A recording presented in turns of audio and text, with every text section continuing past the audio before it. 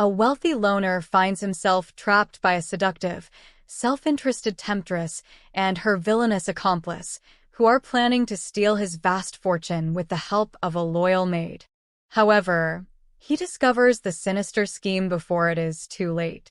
On a cold winter night, the imposing Montero mansion, where widower Antonio Montero lived, turns out to be the scene of a dangerous plot. Antonio Montero, a successful businessman, was known for his great fortune, earned through hard work and through a prosperous group of companies in the construction sector. However, despite his success, Antonio had been a lonely man since the untimely death of his beloved wife, Michelle, a decade ago. His days were filled with meetings, formal dinners, and a meticulously planned routine, but his heart carried an emptiness that not even all the wealth in the world could fill. The Montero Mansion, a majestic building from the end of the 19th century, was a true spectacle. With rare tapestries, fine wood furnishings, and luxurious details, the estate was surrounded by manicured gardens, ornamental fountains, and paved paths that wound among ancient trees and exotic flowers. It was a haven of luxury and tranquility, yet it also carried a noticeable sadness. On one of his walks through the city's Central Park, where he used to go to clear his mind, Antonio found a forgotten book on a bench that was his favorite place to relax and reflect. Where he spent hours reflecting on life and seeking some peace, Antonio found a book with a worn cover, evidence of many readings. Driven by curiosity, he opened it and discovered a card with a name and a phone number. The name on the card was Livia. Intrigued, he decided to make a call. "Hello," answered a soft voice on the other end of the line. "Yes, who is this?" replied Antonio, trying to hide the excitement in his voice. "My name is Antonio Montero. I found a book of yours in the park and would like to return it." Livia smiled when she heard his name. She knew exactly who he was. That had been the plan all along. "Thank you very much, Mr. Montero. This book is very special to me. Can we meet at the cafe on the corner so I can pick it up?" When they met, Livia was stunning, with her piercing green eyes that contrasted with her fair skin. She looked like a vision out of a dream, dressed in simple clothes, but with an unmistakable elegance. Their conversation flowed naturally, revealing common interests and talking about their lives. Antonio discovered that Livia lived a modest life, working in a small flower shop in the city center. Her simplicity and sweetness charmed him deeply, rekindling in him a feeling he had not felt for a long time. "You seem like a man full of stories," Livia commented, her eyes shining with curiosity.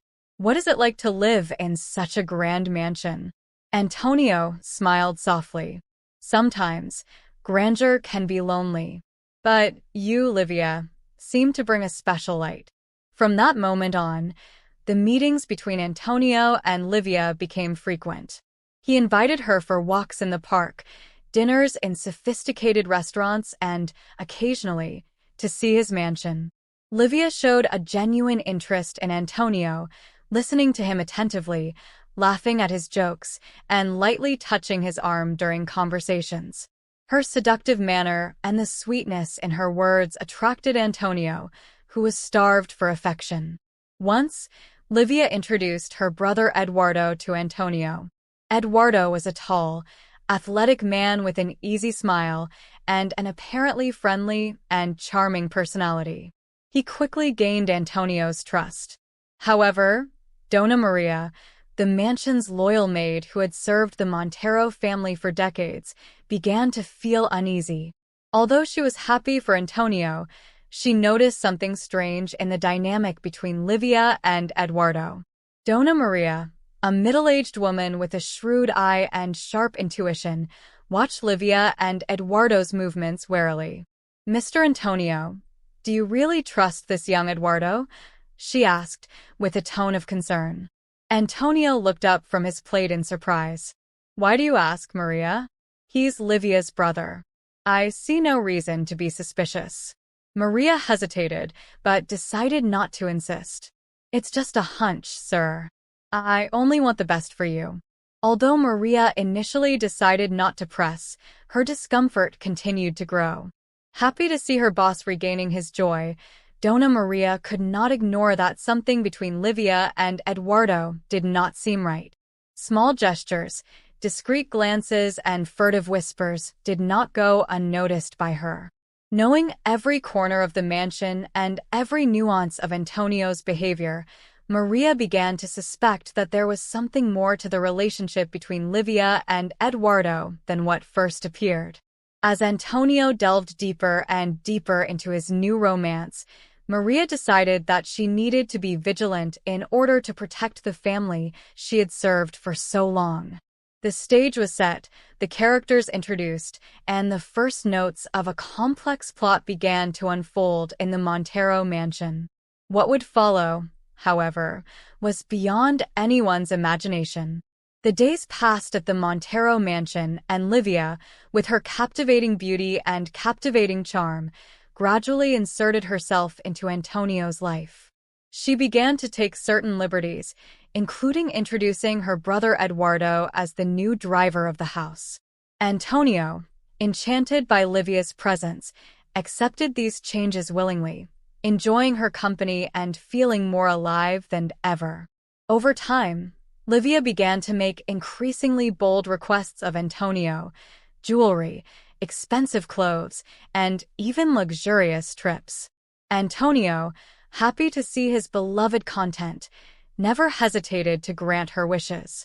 "Livia, my dear, everything that is mine is yours," he would often say, with a passionate smile. However, Donna Maria, the faithful maid, could not ignore her concern.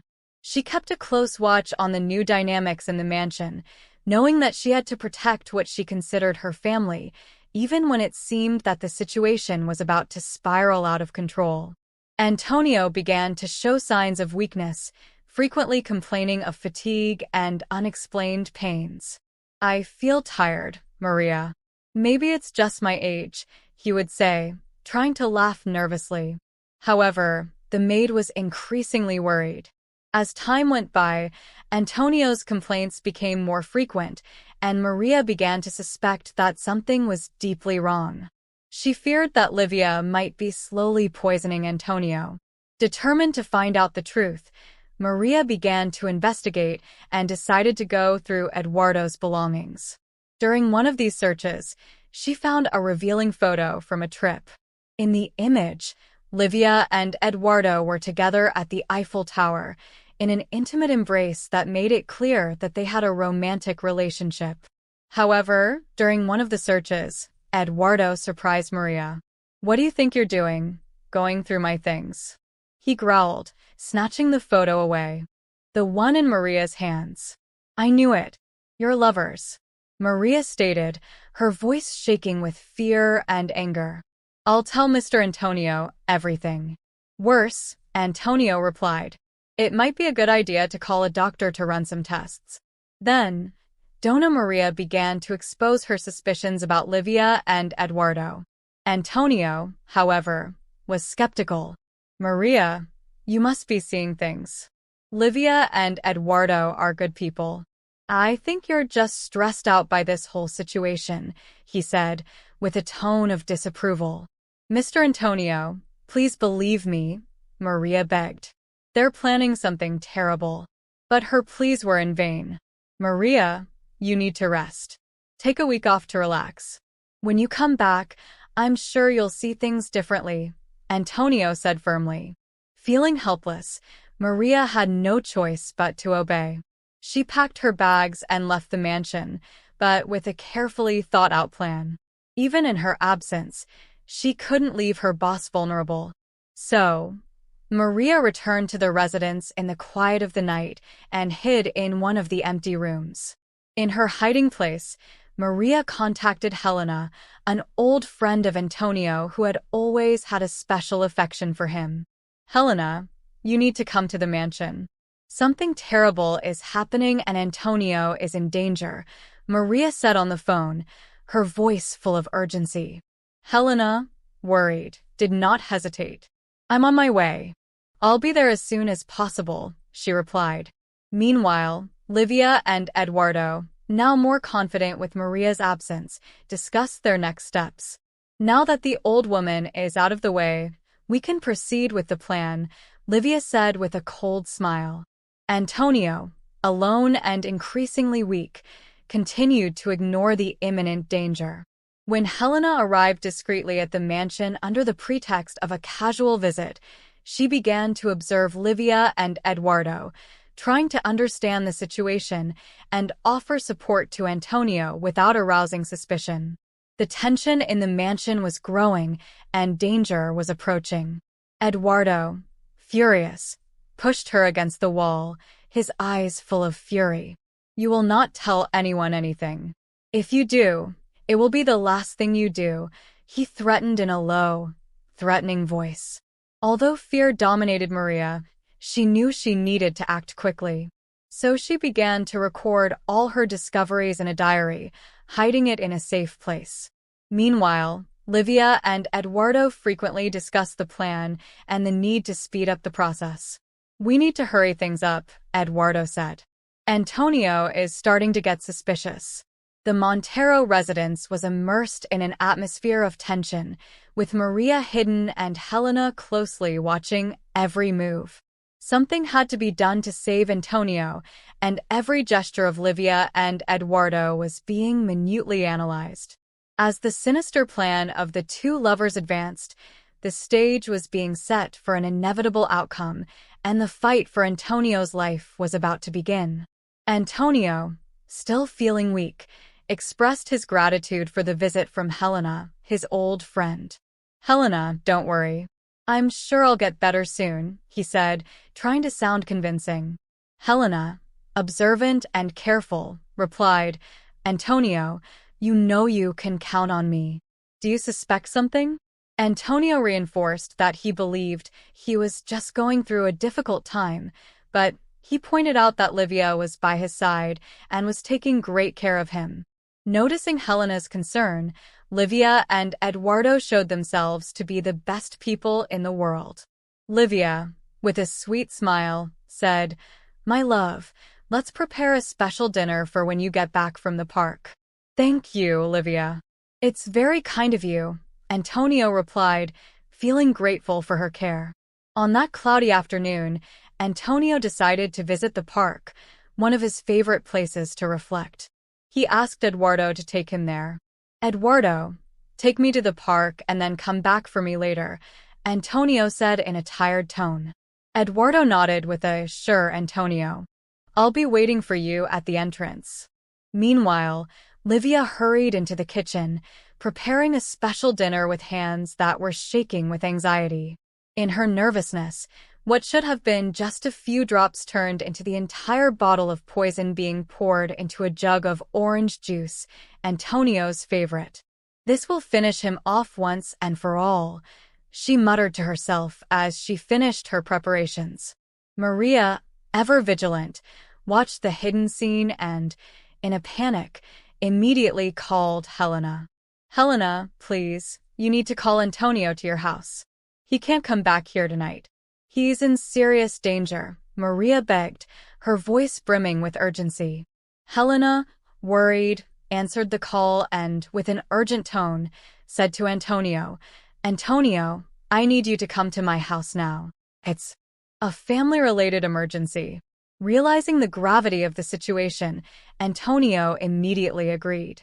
"Eduardo, please take me to Helena's house and then come back to pick me up later," he asked, as he prepared to leave the park. Eduardo did as he was asked and, after dropping Antonio off at Helena's house, returned to the mansion. The sound of the car arriving made Livia hurry, believing that Antonio had arrived. She ran to the bedroom to get ready and receive him. However, Eduardo entered the dining room and, feeling intensely thirsty, grabbed the jug of orange juice and drank practically all of it. Time seemed to stop as the effects of the poison began to manifest. Eduardo fell to the floor, writhing in pain. Livia, upon hearing the noise, ran down the stairs to the living room. "Eduardo, what have you done?" she cried desperately, holding the head of her true love in her arms.